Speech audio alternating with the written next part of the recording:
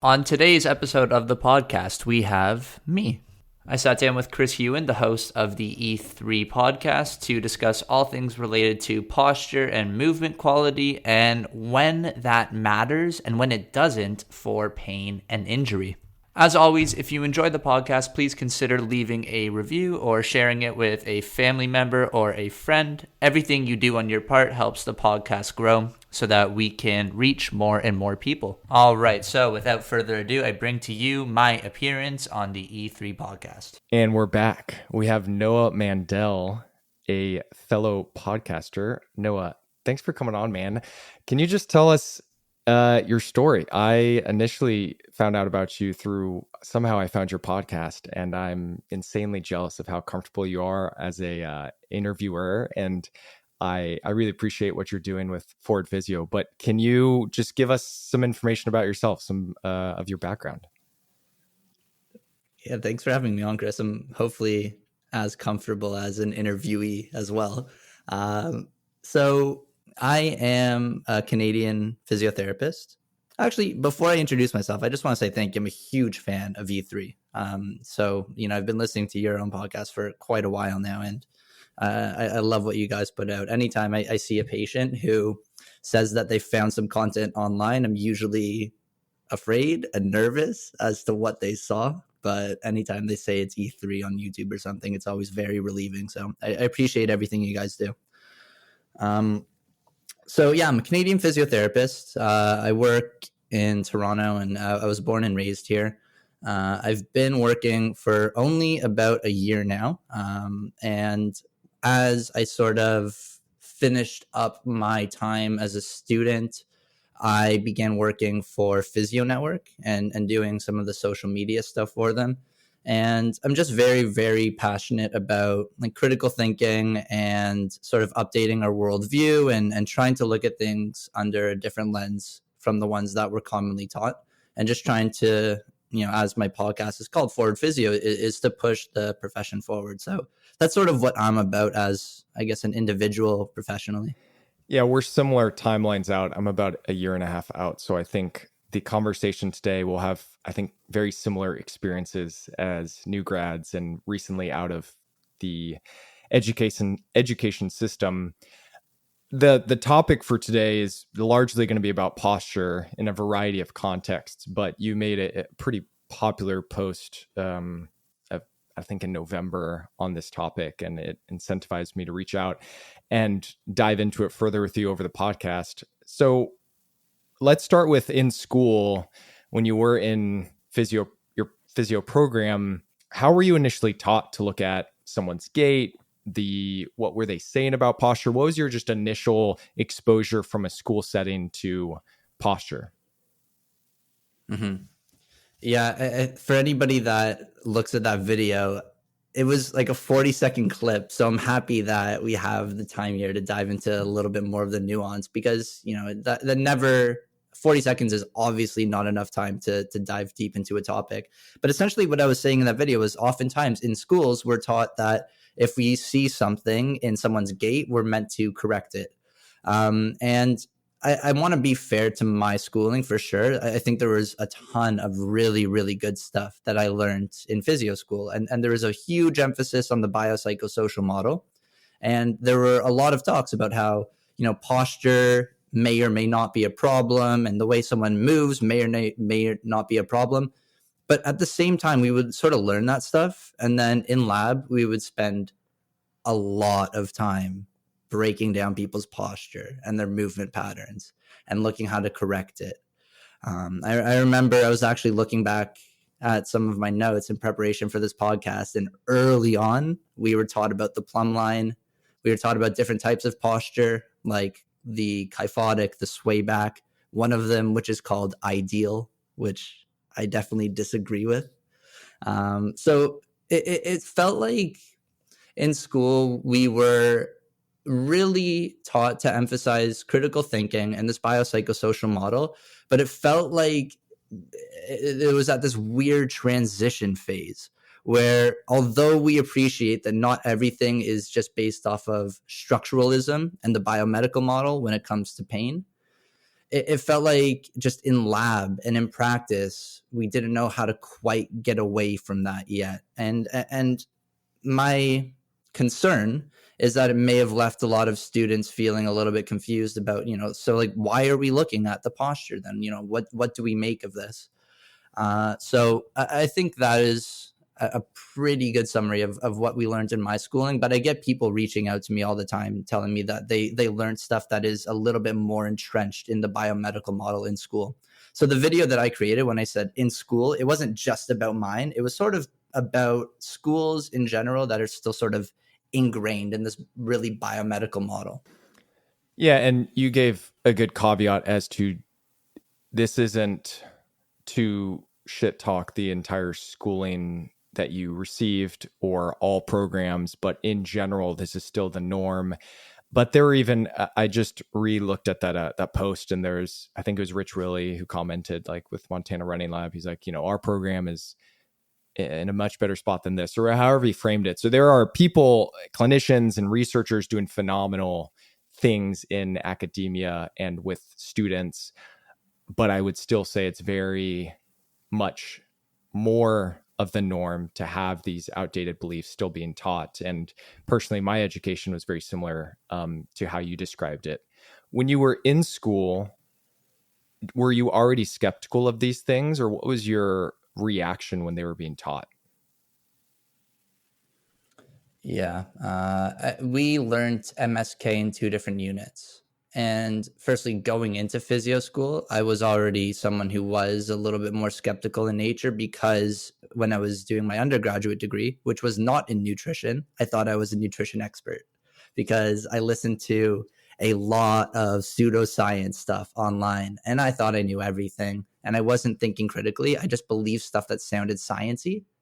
And then over the years, I started coming across some people in nutrition that are a bit more evidence-based and some researchers. And it was a really painful process of unlearning all of the nonsense that I believed. So going into physio school, I didn't want to repeat that same mistake. So I always try and take things with a little bit of a grain of salt and understand that, things aren't black and white. And again, to give a lot of credit to my schooling, the most common thing, and I know other physios can relate to this, the most common saying was, it depends. So it wasn't like it was always this black and white thing in school. And they really emphasized being comfortable in that gray area, which some people might not love because they want answers and concrete rules about, how to navigate their decision making, but that's where I love to be. So for me, that was relieving. So yeah, I was skeptical, and then by the time we got to the second unit of MSK related stuff in school, I had become really, like, I started learning a lot about, like, from people like E3, like from Greg Lehman, Adam Meekins, Ben Cormack, Jared Powell. So at that point, I was, sort of leaning on a bunch of podcasts and reading research to counteract sort of what I was learning in school sometimes. So by that time, I was certainly very skeptical, but maybe not right off the bat. Did you have any conflicts or butting of heads with professors or fellow students? I mean, anyone in the program who knew me well certainly knows that on the walks home after labs, I would definitely have some opinions. Maybe too many strong ones. I never butted heads with the profs. I raised concerns sometimes, and they were always so reasonable. And they would say things. I'm like, does this posture matter, for example? And they say it may or it may not. And I think that's great. But again, I think the thing that we were mainly missing was just, I guess, not necessarily a definitive standpoint, but at least a framework of how to navigate when movement analysis and posture analysis is important and when isn't it. Because I feel like all we sort of got for sure was it may matter sometimes, it may not. But I think my big question, and maybe some other students in the program, was, okay, well, when and why would it matter? Let's dive into it. So maybe we start with what you initially mentioned in your 40-second reel or recording of what is the issue with making some of these outright black and white conclusions about the way someone walks or the way someone stands or sits. Let's go into why that's a concern, and then we'll lead after that into these caveats as potentially when it does matter to look at posture. Okay. There's I think a lot of ways that we could go about sort of dissecting why there's issues with that. And I think if someone's taking a look at your posture or a patient's posture or the way that they're walking, and they're making diagnostic claims based off that alone, I do think that's a massive problem. So let's say classically, if we think about something like upper cross syndrome or lower cross syndrome, where we see someone who has this maybe hunched over posture. Let's talk about upper cross syndrome. So like rounded shoulders, we can't just simply conclude that they have, a tight chest and a weak back just based off of that position alone. One reason being is because we live our life moving, and static posture doesn't tell us too much. And it's not just tight or strong or weak or loose muscles that influence posture. So if I ask you to think of someone's posture when they're sad, I'm sure an image comes to your mind, right? Maybe they have that same sort of upper cross looking posture. And if I ask you to think of someone's posture who's really happy, maybe they're more confident, maybe they're more upright. So even emotions can play a role. If someone is in pain, they might have a different posture. They might have adopted a more comfortable position. So I think an interesting example recently is I'm dealing with a cervical radiculopathy, and I no longer have pain, which is awesome. But when I did, the position for me that wasn't comfortable was slouching. So my concern there is if I was someone who maybe wasn't health literate and I went to see a physiotherapist and it hurt when I slouch, that they would conclude that, it's bad to slouch and that's why I have pain. When in reality, I got pain from jujitsu. Someone was trying to hurt my neck and they did a really good job of it. So, that's an example there where sometimes we have this post hoc fallacy. When we look at someone, how someone moves or how someone sits or whatever, and we look at their positioning and it's a painful positioning, we can't conclude that that's their problem. It may have been emergent after the pain. So I think that's one sort of avenue that we could take when we're dissecting that issue of, why can we not make those diagnostic claims? Another one is because we're not very great at assessing posture and movement visually. There was a study that came out last year when we were basically it had I think there was a surgeon with 10 years of experience, one with 5. There was a resident and a researcher. And they were tasked to compare, basically to look at knee alignment in a standing posture. And they compared that with x-rays of the same persons. And they found that 50% of the time they diagnosed normal elite knee alignment to be out of alignment. And these are people with experience, and the experience levels did not differ or did not cause any differences in the accuracy of how they judged their alignment. And that's just in standing, right? And if we look at things like palpation or starting to look at movement with our eyes, we could also find instances in the literature where these aren't necessarily as accurate as well. So that's another issue. We're just not good at it. And another issue with looking at that sort of claim that, if you're moving or sitting in this sort of way, that's an issue, is that a lot of the time, these things, firstly, aren't predictive of pain being caused by these postures. And we often see that these things don't need to change in order for people to recover from pain. So a good example of that would be something like scapular dyskinesis, where a systematic review, I think it came out I think it was last year, basically saw that about 50% of the population who was asymptomatic had scapular dyskinesis. About 80% of the population that is asymptomatic with low back pain has anterior pelvic tilt. A lot of the time, these things are normal. And if we look at something like scapular dyskinesis or like knee abduction or valgus, oftentimes our approaches to try and change these things, like with exercises, for example, they work pretty well, but from a pain standpoint, but they don't always work from a movement standpoint. So we could see people recover before and after without their kinematics really changing. Have you ever read The Normal and the Pathological? Have you ever heard of that book? I don't know how to pronounce the guy's name. Georges Canguilhem. I read it maybe in grad school or right before, and it was a phenomenal read on how variable people's body structure is, from internal organs to bony structure to their posture to all these other things. And it just gives a great perspective on how messy and blurred and gray the lines are between what is quote unquote normal and ideal and not. And the end conclusion is it's really hard to define what is normal or acceptable, because there's so many people that live their lives in so many varied positions and states, and they're completely healthy, happy, fine. And what was interesting, I'd be curious to hear your thoughts. I remember writing on the old school, like Clinical Athlete Forum, if you ever heard about that, but I remember writing kind of a post when I was in grad school about this contrast of my neuro class and how the posture a lot of times was viewed as like this adaptive, efficient, like task-based thing.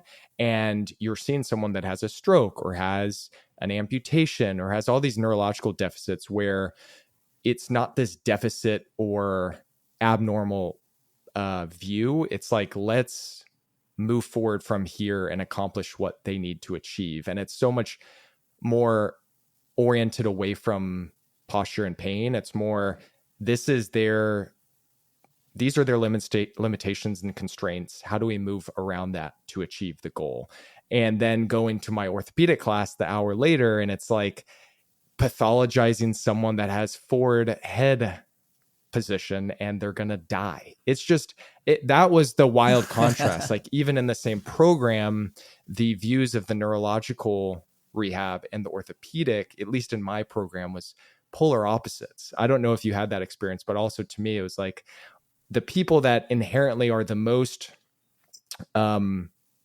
limited potentially with their mobility are not, they're treated way more as the task is the goal and achieving things, as opposed to just like feeling a deficit, which felt strongly the case in the orthopedic curriculum.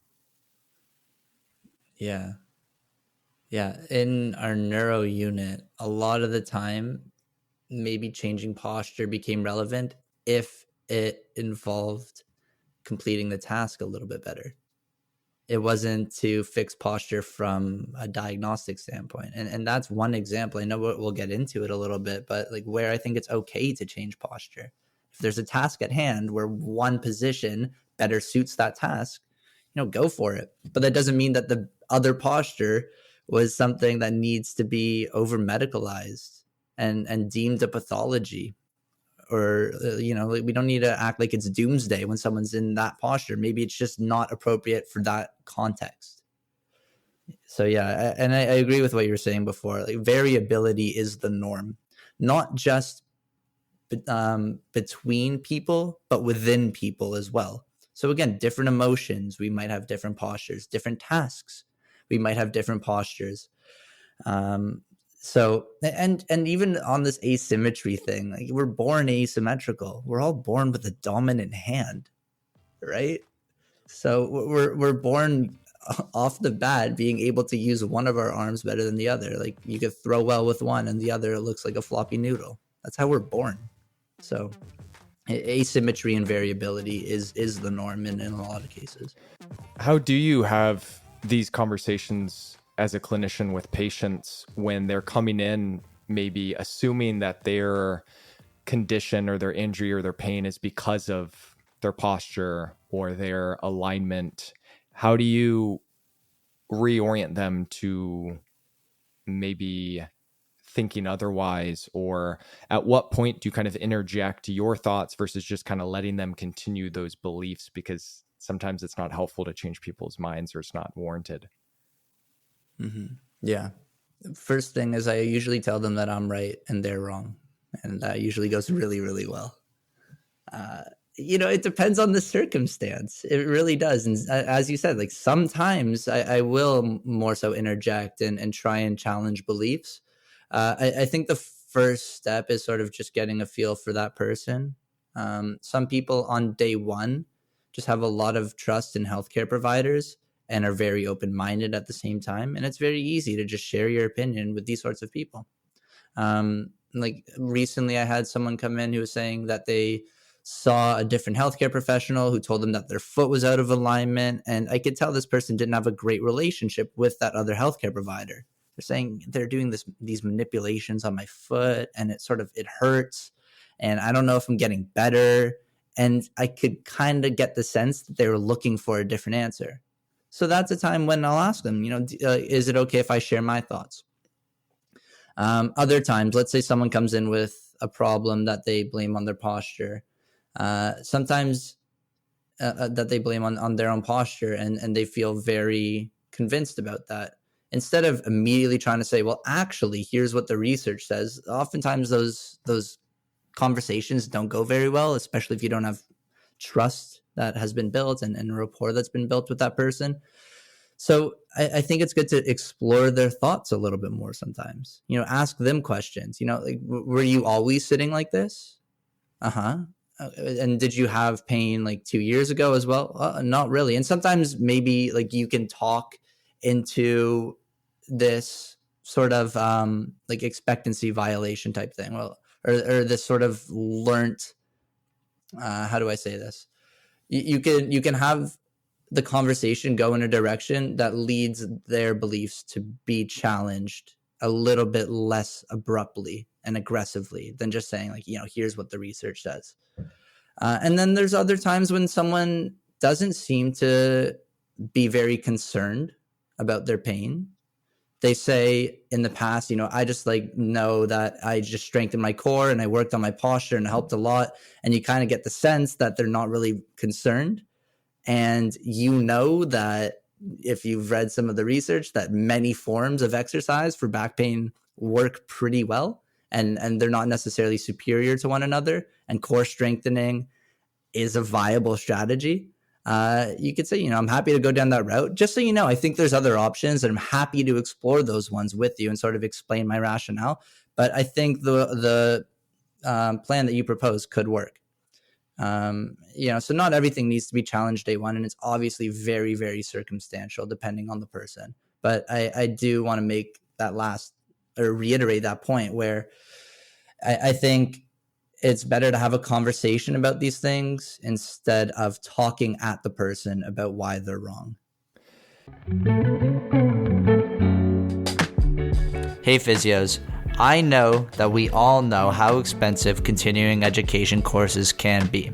What if you had the chance to learn from some of the brightest minds in the industry from the comfort of your own home, all at the fraction of the cost of those weekend courses? This is where Masterclass by Physio Network comes in. Imagine having front row access to the world's leading experts breaking down complex topics into digestible module-based video courses. It's basically like Netflix for physios, and it gives you the option to learn about a ton of different topics. If you're interested in a particular area, the chances are that Physio Network already has a masterclass on it, or they're working on one right now.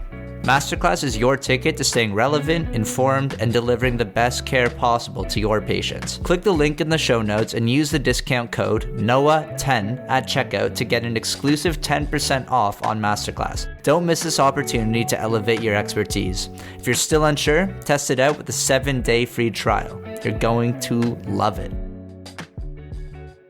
Let's go into the times when posture and looking at posture and gait and movement matters. We can start wherever you'd like, but is there an initial Mm-hmm. Area within this topic that you think is a good starting point? Yeah, I think symptom modification is a pretty good starting point.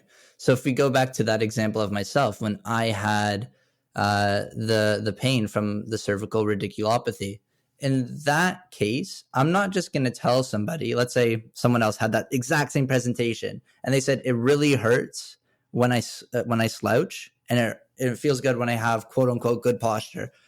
I wouldn't tell that person, hey, posture doesn't matter. Sit however you want, knowing that it's making their symptoms worse.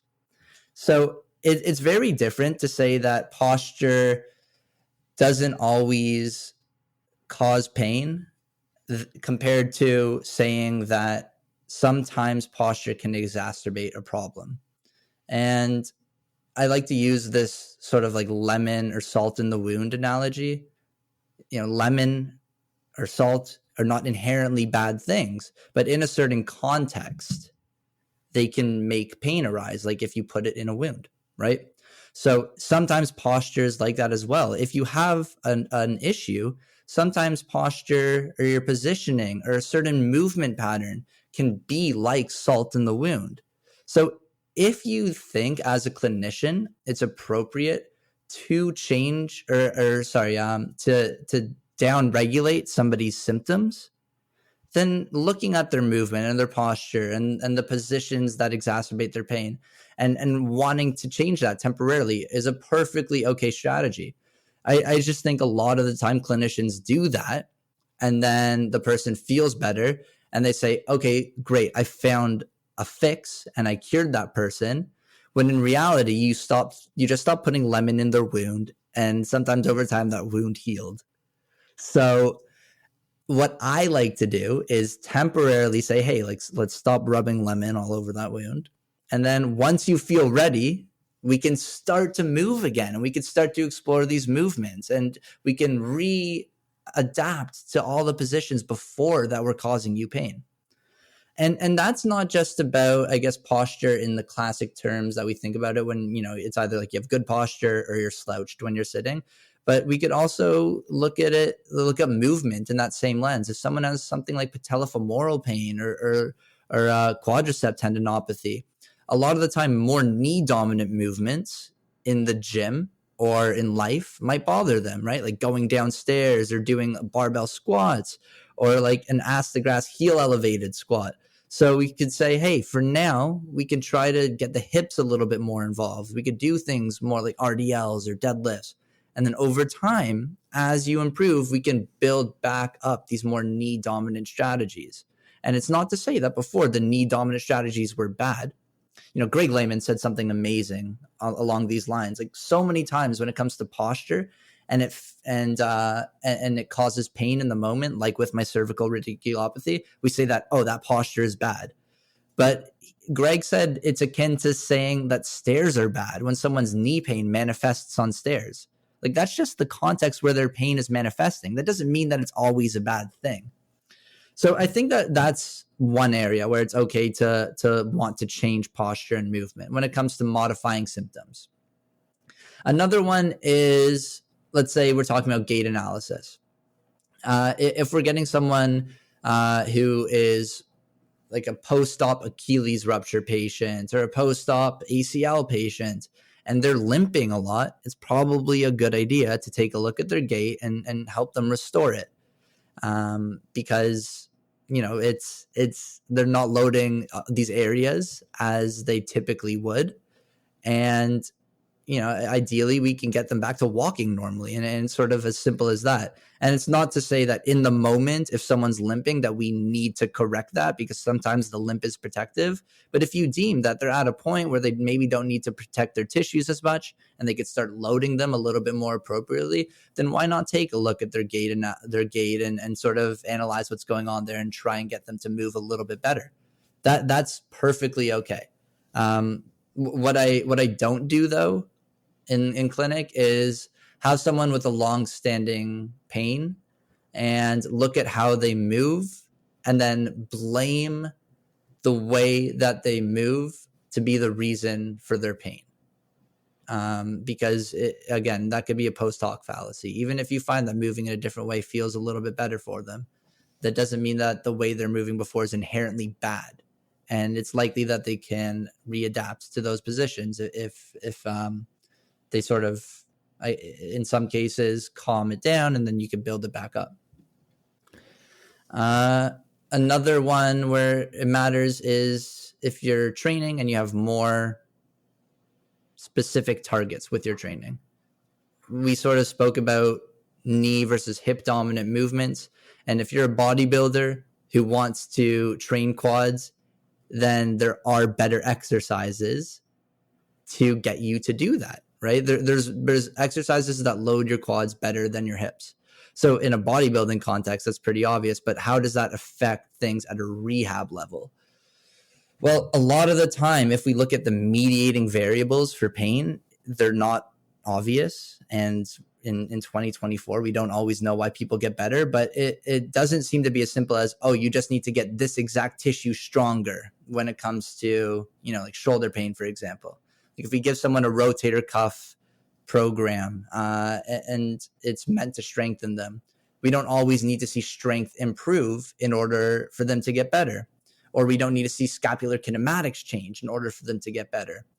So sometimes in a rehab context, all I care about for form, and this is, I want to say in some contexts, there's other times where I'm way more specific about this, but as long as someone is doing the movement that's pretty similar to what I think they should be doing, I'm not too nitpicky with how they're moving. So there's someone, for example, who had back pain for 10 years. And she was told to never lift with her back and never lift more than 10 pounds. And she didn't for 10 years. So when I'm working with her to try and get her to believe in her back again and lift, I don't think that pairs very well with being incredibly precise about how she's moving and say, no, don't move like that. Don't pick it up like that. That's going to hurt your back. Where I'm just, in that context, setting up the environment and the task so that she could easily achieve it. And then over time, helping her achieve that task in a harder and harder way. And I'm not too nitpicky about how she's lifting as long as I think she's safe. But if I thought, like you really need to strengthen this exact tissue that in that certain context, like maybe if it was post-op ACL, and I think, hey, you really need to strengthen your quads here, then maybe I'll be a little bit more specific with how they're actually doing their movement. Yeah, thanks for giving all those different examples. I agree with all of them. And it shows that we're not demonizing posture. We're just explaining the limitations of utilizing it as a diagnostic assessment for pain and demonizing one position over another, or using these really frustrating narratives that a lot of patients and the lay public receive and are just commonly heard on a daily basis. So from here, where do you want to go with this conversation? Do you have any examples or recommendations for students or clinicians on how to navigate this difficulty of what they're being taught in school or what their patients are telling them, and trying to not just live in this like black and white and understand the gray? Do you have any ideas of how we can do better with living in the gray? Mm-hmm. Yeah, well, first off, science is only around because we realize that we're ignorant. Before science, we thought we knew everything. We had all the answers. The very essence of science is understanding that we don't know everything and that we're trying to learn more. So it's not about having all of the answers. So a lot of the time, I think in our culture, we think about science as, like in the news, we'll say scientists say, and then that's meant to be taken as gospel. But that's not what the essence of science is. We're starting from a place where being ignorant is okay, and it's how we move forward by accepting that and then trying to learn more and just be a little bit less wrong over time. Not about being right about everything. And it's very likely right now that you're wrong about a lot of things. And it's also likely that you're ignorant to a lot of things. Not me, though. And it's also it's also very likely that as a scientific community, we're wrong about some things. Things shift over time. So it's really important not to hold on to these beliefs too firmly. And the good news is that in physiotherapy, a lot of things seem to be helpful, and we don't always need to know exactly why things are improving or helping people. What's important is that we know what can help, and having a belief that we can help people, and being this reassuring voice for people. And just because you're uncertain about some things doesn't mean we need to be uncertain about whether or not we can help people. And I think that's a very common claim that people make about, I guess, this evidence-based community, that we're trying to debunk everything and poke holes in everything and say that nothing works. And it isn't that nothing works. It's just that things work a little bit differently from what we tend to think. And it's okay to be a little bit uncertain with that. And then when it comes to this whole uncertainty around posture and whether or not it causes pain, I hope the conversation that we had is helpful for people. I really do, because I know for a long time I just did not know what to make about certain postures, because I again, in school I learned that sometimes it's okay, sometimes it isn't, and structure isn't always an issue, but where do we go from there? And something that really helped me, I already mentioned his name once, but I took Greg Lehman's course, and everything became very clear for me after that. And it wasn't about finding all of the answers. It was just about having principles and a framework for learning how to sort of navigate the world of physiotherapy. So I guess to summarize that thought, gravitate to principles and frameworks more than facts and algorithms. And I think there's a anxiety that can be created with students or new grads of trying to sound like we know everything when trying to answer a question that a patient has.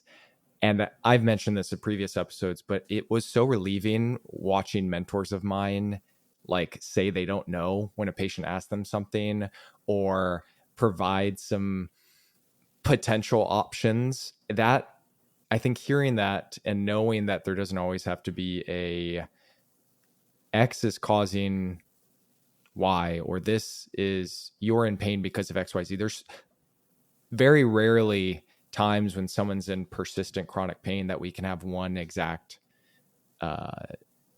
reason. There's so many factors, and there's just some things we can't answer, we don't know as students and clinicians. And I think it becomes more and more comforting knowing that you don't have to answer with a reason or have an answer. Yeah. And a lot of times patients like really respect that, and they're not going to get frustrated. And maybe sometimes they're frustrated, not in you, but in the sense that like everyone wants an answer, and it may also provide some reassurance to them knowing that there's a lot of moving pieces and variables and things that I can potentially adjust in my life or in my day-to-day that may be able to help. But maybe there's not this one thing that I need to be doing or need to change. Yeah, I think that last point is like a very, very good one. And I think that uncertainty can often be present in something like non-specific low back pain, where from a diagnostic standpoint, it's really hard to make a firm conclusion about what the source of pain is in somebody. But that doesn't mean that we can't then offer up some suggestions about how to help. So I think in clinic, if a patient just said, if they asked me a question and I said, I don't know, and I just left it there, I think sometimes that's, at least in my experience, where I might lose someone. So I think if they say, what's the source of my pain? I could say, like, I'm not exactly sure, but I have some ideas. Here's some structures that are in that area. And it's really hard to be completely conclusive about these things because there's so much going on there. But with that said, the good news is that we don't need to know exactly what it is in order to help you. And here are some potential ways that we can do that. So I think there's also a good way to say, that we're not sure about some things. Yeah. Yeah, to that, I had a remote consult yesterday with an individual who was suffering or experiencing tailbone pain during very specific activities like split squats, searcher squats. And we went through this consult, and his sport is Muay Thai. And I tried to dive into, was this a immediate onset? Was this traumatic? When does this occur? Does it occur anytime outside of those specific activities? When it does occur, how long does it last for? And essentially, with all the questioning and all of his history and everything, I ruled out the concerning things. And this happens a lot of times where it's like explaining to the patient, fortunately, I feel very confident, at least at this point, with what you're describing and what we've gone through today, that the things that I would be concerned about that would change our immediate decision making, we've kind of ruled out for XYZ reasons. Moving forward, I can't provide complete confidence as to what exactly created the onset of these symptoms, but here's the things we can do moving forward, like you said. And it was so interesting because we did this remote consult, and he was in his home gym, and I had him attempt some split squats and some zerchers and some rear foot elevated split squats, a variety of positions that prior, a few weeks ago, were upsetting to him in his tailbone and at the same loads, and there was no provocation of symptoms. And it was this like, okay, I'm trying to test what is the ceiling, where are we going to find these onset of symptoms? And it never occurred. And at the end, I just said, yeah, I don't know why you didn't get tailbone pain this time, but my hope is that this provides you some reassurance that this won't be your experience every time. We've ruled out the things that I would be concerned about, that I would refer you to other professionals or to seek other opinions, but let's monitor this and see if we can still slowly ramp up with these activities. And even if you do have some mild symptoms, I'm not necessarily concerned for XYZ reasons. So there was that like, okay, I don't know why your symptoms didn't occur during this appointment. I also didn't know why they initially occurred, but I'm providing context as to, just because I don't know doesn't mean we don't have like steps and action plans moving forward. Right. For an individual like that, like you could say, hey, like over time, like let's try and monitor for patterns, and we can talk about these patterns together and see, what might be the cause of the pain and what might make it worse. And together we can use those patterns to help inform what we do. That's a perfectly okay thing to say, instead of saying, I know exactly what's going on here and here's the exact plan that needs to happen. And I think being okay with this uncertainty and vocalizing it in a way that you described, it also allows for a little bit more creativity and fluidity in the treatment plan, which I like, because again, it's not a blueprint and we may need to change things. So if you're so hard-nosed about the exact way that things need to be, and that you think you have all the answers, it might be harder to pivot if you notice that things aren't going well. So, it's in a way, once you come to terms with how uncomfortable uncertainty can be, it can be so freeing. It really can. Any other final thoughts or topics you want to dive into before we start wrapping it up, Noah? I guess just if we had to summarize the whole conversation in one way, it would be, if posture is a painful problem, it doesn't necessarily mean that it's a bad thing, and it's okay to change it in the short term. And ideally, if the person that you're working with is okay with it, I think it's great if we could build people back up so that they could be more resilient and tolerate different positions. And if they don't want to do that, that's also okay, because that's the person's decision, as long as they're properly informed of the decision that they're making.